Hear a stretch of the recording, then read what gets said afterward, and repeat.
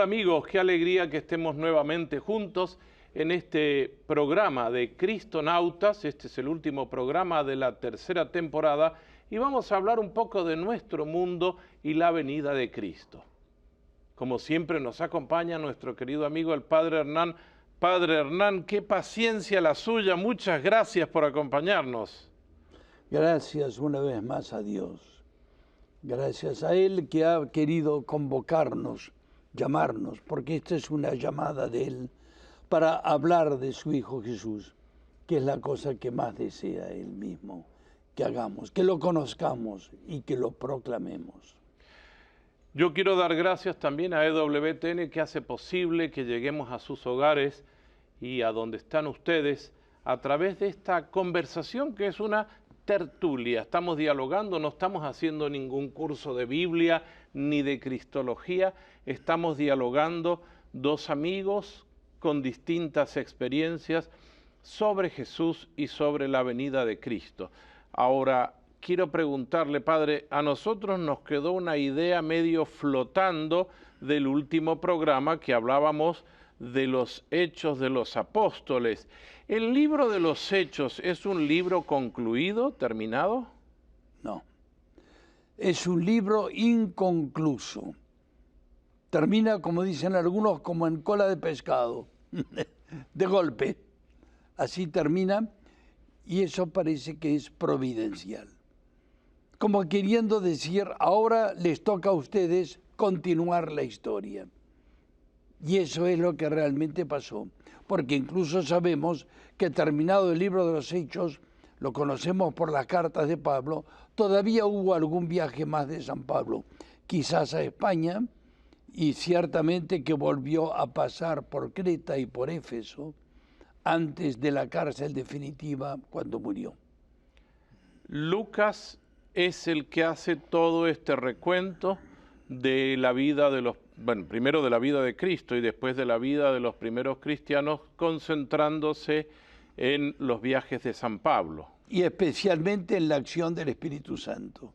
Por eso en el último programa hablábamos de que el libro de los Hechos de los Apóstoles es llamado el Evangelio del Espíritu Santo. Padre, para muchísima gente el tema de la relación de Dios, que es Padre, Hijo y Espíritu Santo, con su accionar diferente las tres personas.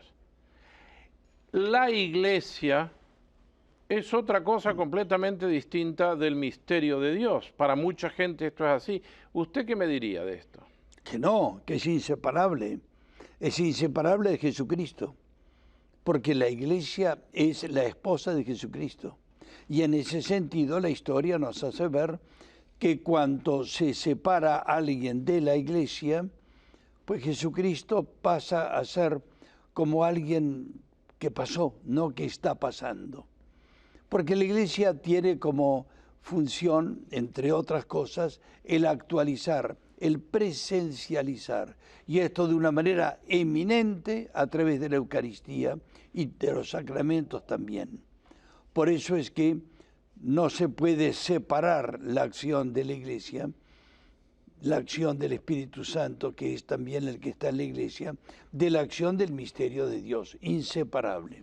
Perdóneme, pero como en estos momentos hay, tal vez por la supercantidad de información que tenemos desde nuestros celulares, tablets, internet, hay tanta información sobre las cosas de otro mundo, vamos a decir así, las cosas supranaturales.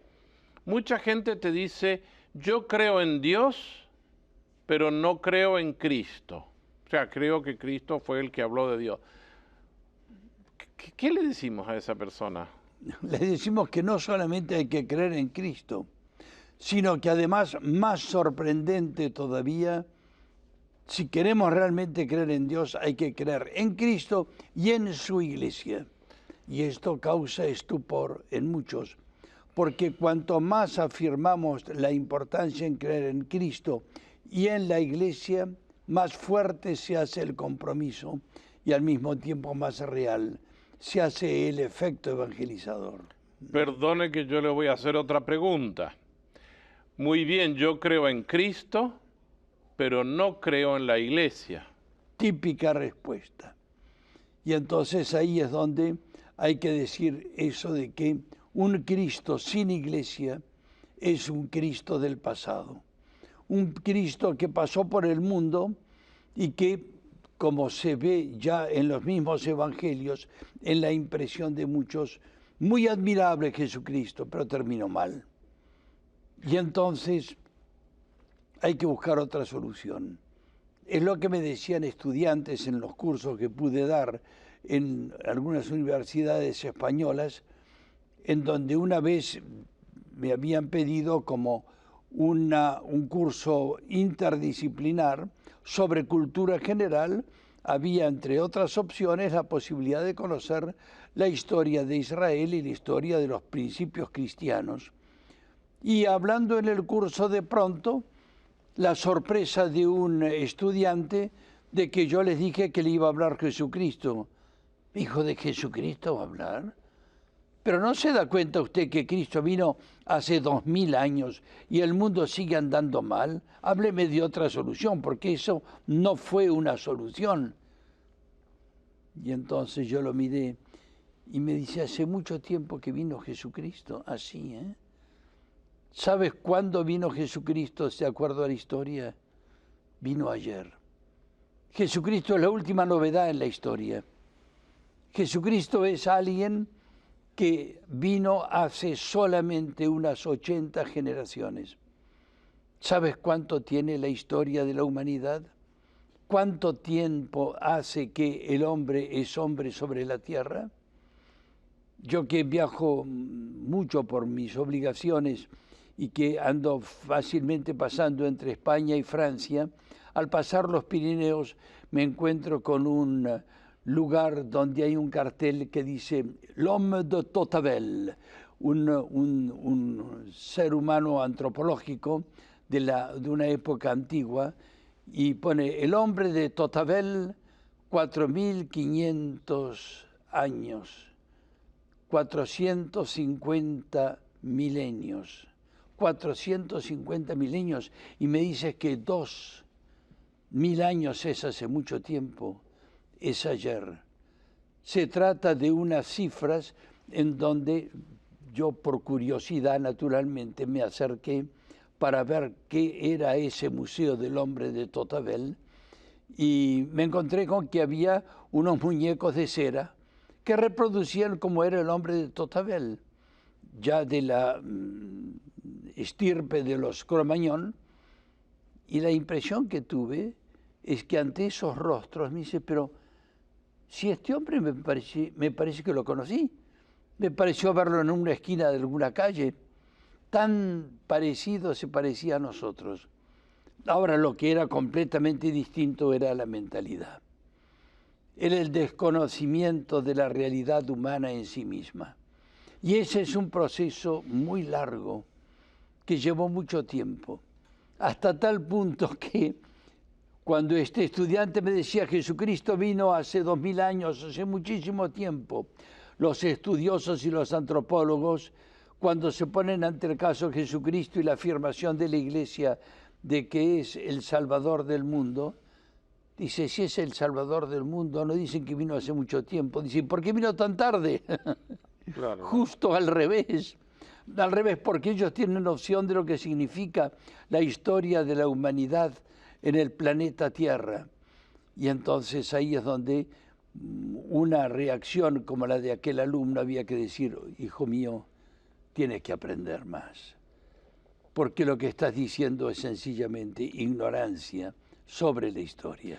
Padre, hablando de la historia, yo recuerdo en nuestra primera temporada que hicimos aquí en WTN, de las primeras cosas que nosotros vimos, que está puesto en el cartel aquí, el principio, y en el principio de la creación también aparece el pecado como una realidad humana. Cristo viene a restablecer esa humanidad caída y viene a salvar. Ahora yo le hago una pregunta. ¿Jesús vino a salvar a todos o se van a salvar solo algunos? Bueno, El Evangelio mismo responde a eso. No me toca a mí, dirá el mismo Jesús, decir quiénes son los salvados y quiénes son los condenados y cuándo será el fin de los tiempos. De manera que yo no voy a tener la pretensión de decir y de responder. Lo que sí dice Jesús es que hay que saber que el camino que lleva a la vida es un camino estrecho y el que lleva a la condenación es un camino muy ancho y muchos son los que lo transitan. Ahora, no podemos hablar del número de los salvados y los rescatados, porque por otra parte sabemos algo de la inmensa misericordia de Dios y que los juicios de Dios no son como nuestros juicios. Y ahí es donde Jesús toma una actitud de dejar en manos del Padre la decisión de quiénes serán los salvados y quiénes los condenados, si es que hay condenados, claro, y sorpresas grandes habrá el día de la verdad. Padre, perdone que lo interrumpa, pero alguien de nuestros televidentes nos preguntó una vez por qué golpean a la puerta de nuestras casas algunos grupos que dice que la Biblia dice claramente en el Apocalipsis que se van a salvar solo 144.000, nada más. ¿Será eso? La salvación será nada más que de todos los millones solo se salvarán 144.000. Aquí entramos en un tema interesante y hay que decir enseguida que cuando se trata de números, la Biblia no hace matemáticas. Los números en la Biblia, ¿sabes a qué se parece? A una nota de clase. Es decir, nosotros cuando alguien dijo muy bien la lección, dice, tiene un 10. Bueno, eso depende en qué país. Hay otros países, como en Francia, que la nota máxima es el 20. Bueno, eso depende. Para un hebreo, la nota máxima es el 7. Porque el 7 es el número de Dios. Y el número del pueblo de Dios es el 12. Porque son 12 los patriarcas de Israel, porque son 12 los apóstoles de Cristo. Y cuando se multiplica 12 por 12, da 144. Da 144. Pero resulta que el número 1000 es un número de lo incontable, porque a los niños se les enseña a contar, hasta que saben contar. Yo ya sé contar hasta 3, yo sé contar hasta 5, sé contar hasta 10. Y el número 1000 no llegaba ningún niño a contar hasta el número 1000 porque se cansaba antes de terminar de contarlo. Y entonces representa en la Biblia un número incontable. O sea que podríamos decir que ese número representaría desde las 12 tribus de Israel y los 12 apóstoles que conformaron el único pueblo santo de Israel y la iglesia, sería así, que es ahí donde Jesús viene a rescatar, o a través de su pueblo y a través de su iglesia, viene a rescatar. De los tiempos anteriores a Cristo a los posteriores a Cristo, hay 144, pero por 1000. Por 1000 significa incontables. Y eso es lo importante. El número de los salvados es incontable. Está solo en el corazón de Dios. De modo que preguntarme cuántos son los salvados, yo diría incontables. Eso es lo único que nosotros podemos deducir si tomamos el texto del Evangelio y las palabras del mismo Jesús ante la pregunta que le hacen nada menos que los apóstoles. Sí. Incontables. Eso es. Y Padre, usted que ha estudiado tanto, ¿cuándo vuelve Jesús? Porque hay mucha gente que dice, ay, va a haber un fenómeno en el cielo, va a pasar un aerolito, no sé. Dígame, ¿cuándo viene Jesús? Sigues preguntando cosas que no puedo contestar. Claro, hay cosas que no sabemos y que diríamos que no tenemos que saber. Dejarlas en manos de Dios. Este tema sobre cuándo va a venir Jesús, dice incluso el Evangelio que Jesús dijo, ni el Hijo lo sabe, hablando de Él desde su visión humana. ni el Hijo sabe cuándo llegará ese día. Pero llegará, eso sí, llegará como un ladrón, de un modo inesperado. Y entonces, ¿cómo hacer para acercarnos al decirlo? Porque tú te habrás encontrado con gente hoy en día que dice que ya debe ser el fin del mundo, porque ocurre cada cosa en el mundo de hoy que decimos, esto es el acabose. El acabose de qué, de la historia de la humanidad. ¿Qué te parece a ti? Pues en realidad yo conozco mucha gente que vive alucinando con cosas, fenómenos de las estrellas, que va a venir un cometa, que va a venir un planeta, que se estrellará un planeta con otro, que ahora las deducciones de los agujeros negros y que nos va a pasar lo mismo y en breve nos va... O sea, yo creo que hay mucha cosa y mucha información en el mundo. Pero a mí me está surgiendo ahora una duda. Cuando yo iba a la escuela y a la universidad, los profesores nos tomaban un examen a ver si habíamos pasado o aprendido la materia. El Señor, según lo que leemos en Mateo 25, también tomará un examen. Y va a decir, estos pasaron y estos no pasaron. ¿Eso lo tendríamos que tomar muy literal? ¿Ese examen, ese juicio final?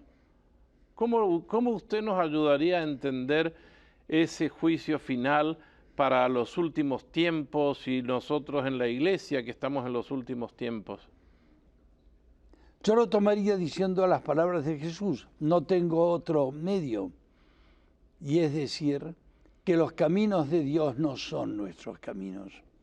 Los juicios de Dios no son nuestros juicios, más aún. Y es esto lo que dice Jesús, no juzguen y no serán juzgados. Por lo tanto, que la boca se me haga a un lado si yo pretendo aquí ponerme a decir ese está condenado, ese está salvado. No tengo derecho a decirlo, porque los juicios de Dios son muy distintos a los nuestros. Y así serán las sorpresas que tendremos. Es verdad que cuando Jesús habla del juicio final, nos habla de un juicio, como tú explicabas, eso de que serán algunos juzgados por sus obras.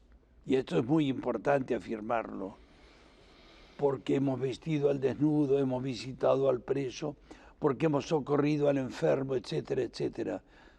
Pero al mismo tiempo, lo que realmente ha hecho cada uno y ha hecho cada uno en su corazón, no es de Dios de juzgarlo. Podemos tener un ejemplo.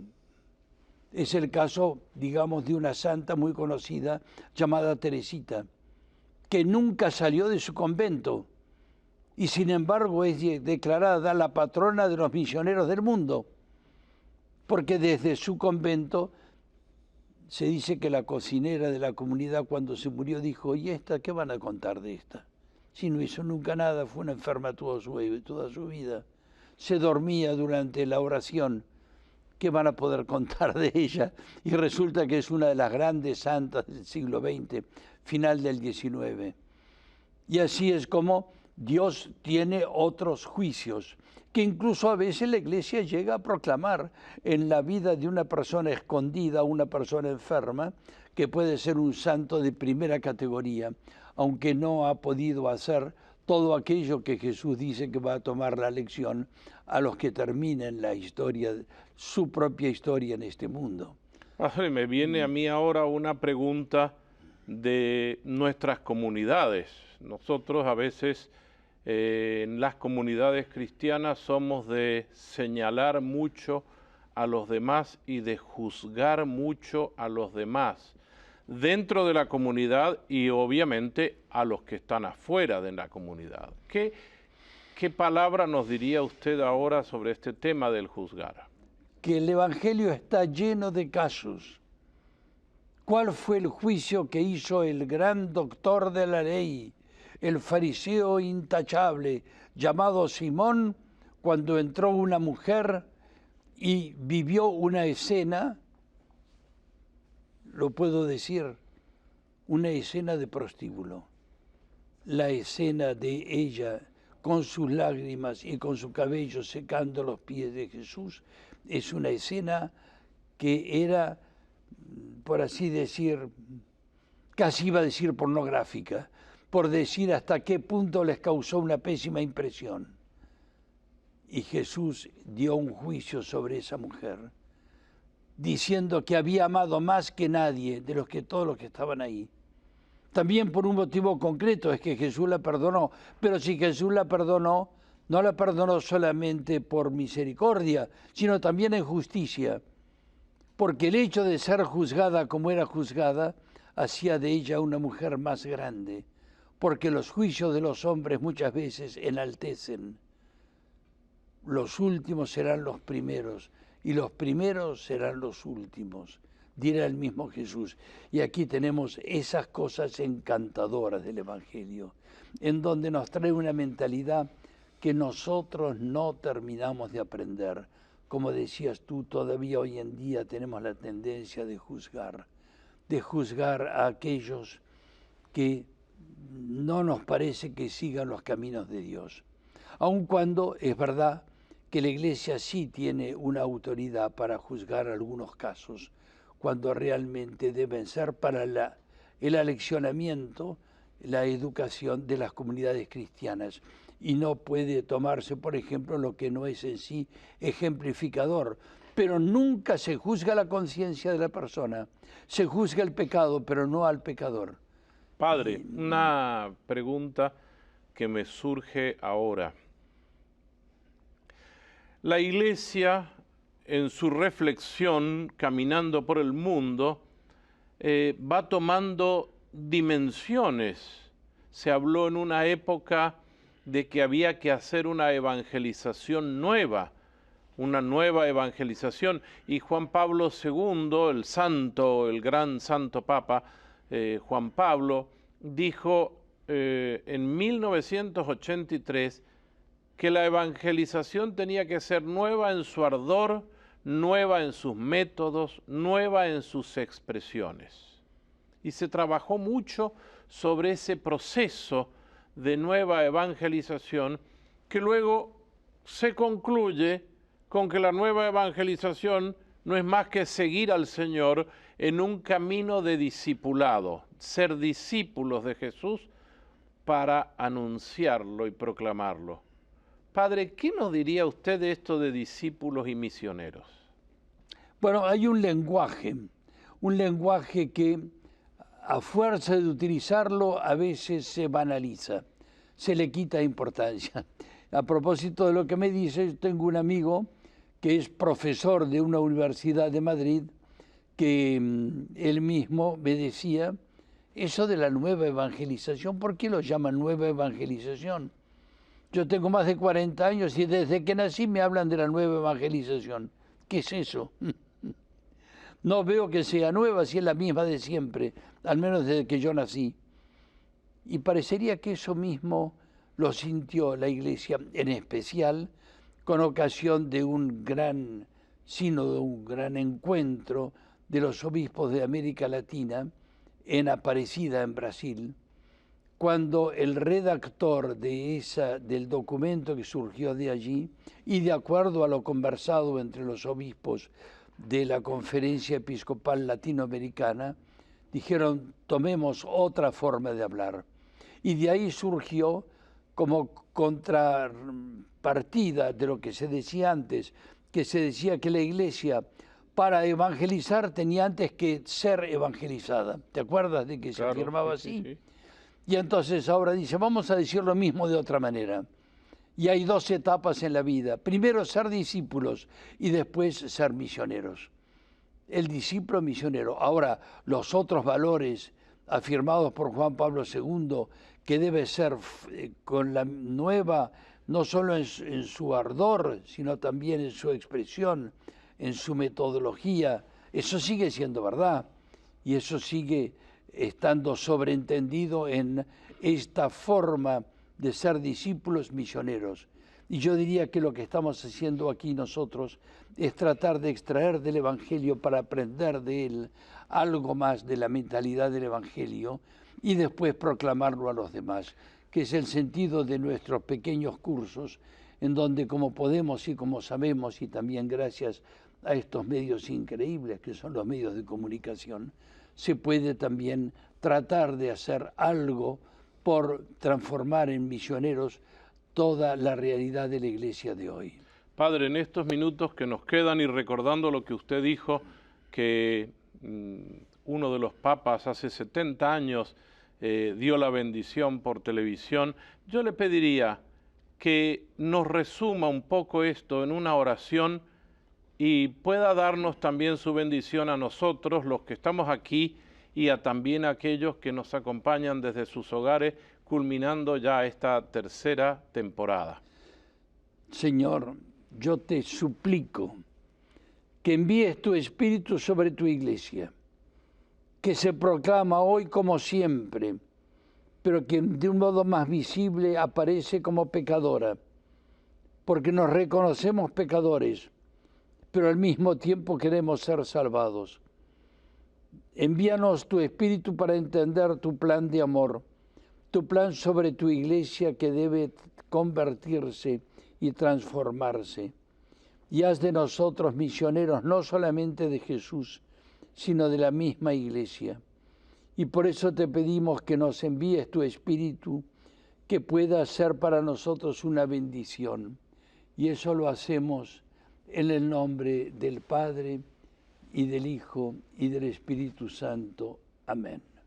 Padre Hernán, de nuevo, muchas gracias por su gran paciencia, su sabiduría compartida. Gracias, hermanos y hermanas que nos han acompañado en esta tercera temporada del programa Cristonautas, y que Dios los bendiga y los haga discípulos y misioneros del Señor Jesús.